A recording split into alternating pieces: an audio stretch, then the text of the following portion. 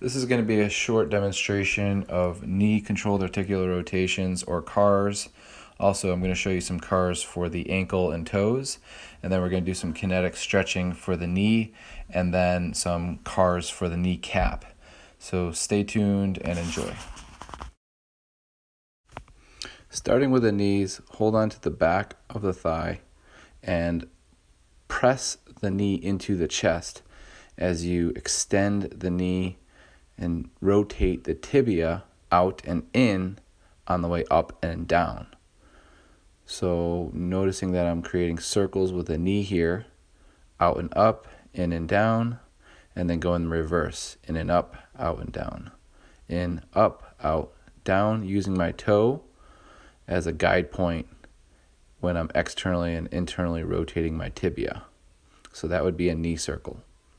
For your ankles, press the knee into the chest, hold on nice and tight, and press the opposite heel into the ground as you create tension and circulate that ankle in its full range of motion.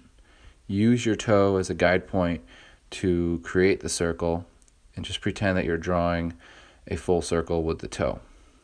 When you're doing this, it's important to squeeze as many muscles as possible to help control the range of motion that you're currently specifically utilizing. So in this case, the ankle, focusing all energy recruitment for that ankle. And you'll notice that it's not as easy as you think with the more intensity you actually put into it.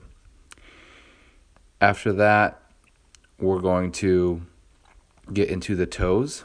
As you see here, I'm bringing the big toe up in the air, extending the toe, and then switching to just the small toes, and then going back and forth from big toe down to big toe up. Your big toe should be able to lift off the ground. If not, use your hand to pull it up and use a passive support as much as you need until you can get an active support.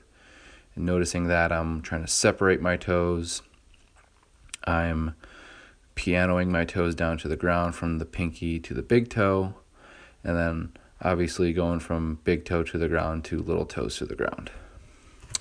After that, I'll do a couple more ankle circles just to move everything around. Here I'm grabbing the outside of the foot with the opposite hand and holding the forearm. And as I'm doing this, I'm pressing the opposite way with the foot, as you see here. So a little bit of kinetic stretching. This would be kinetic external rotation. Noticing that I'm trying to go out with the foot with a little bit of tension. And then when I switch my hands the other way, I'm doing kinetic stretching internal rotation. You can also do pals and rails in this stretch. There's a lot of videos. You can look up pals and rails, internal and external tibial rotation. I know Chung Chung has a great one that you can check out. And tibial rotation is really important for obviously squatting and strengthening the knee. Here is an example of tibial external and internal rotation.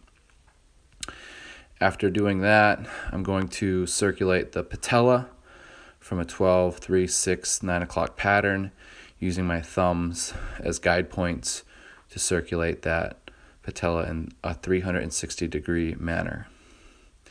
And really just taking my time in my ankle, my knee, every circle that I perform is with intent. I'm not just pushing tissue around, I'm actually assessing tissue.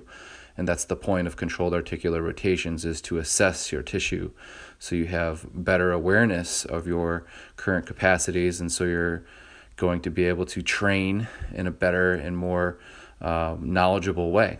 So good luck. Have fun.